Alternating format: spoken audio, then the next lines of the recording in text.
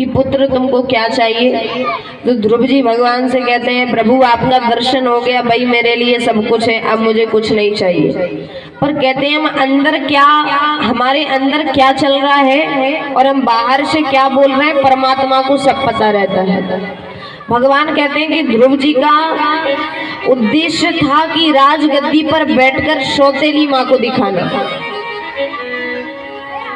अब ध्रुव जी अपने घर की ओर जा रहे हैं। उत्तानपाद, सुरुचि, सुनीति सभी तैयारियों में लगेंगे, आज मेरा बेटा घर वापस आ रहा है।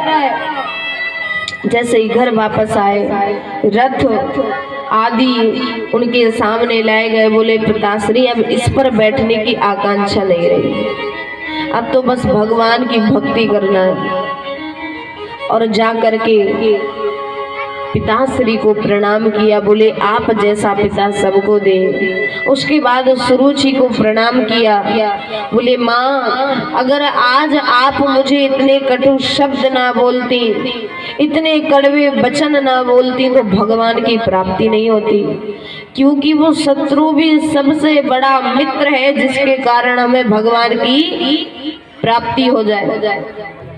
इसीलिए कहते हैं जब तक इस संसार से सुख मिलेगा, जब तक इस संसार में आनंद मिलेगा, तब तक भगवान नहीं आएंगे, क्योंकि भगवान में ये मन लगता ही नहीं है। और जब ये संसार वाले ठोकर मारते हैं, जब इस संसार से दुख प्राप्त होता है तो परमात्मा याद आते हैं।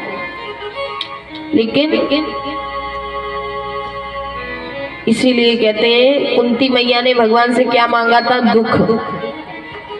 प्रभु हमें केवल कष्ट दीजिए ताकि आपकी याद बनी रहे, क्योंकि जैसे ही मेरे जीवन में सुख आएगा आपकी याद विस्मरण हो जाएगी। तो भगवान से हमेशा ये कहना चाहिए प्रभु चाहे आप हमको सुख दो, चाहे आप हमको दुख दो, पर हर समय में हर स्थिति में बस आपकी याद रहनी चाहिए, आपका स्मरण रहना चाहिए।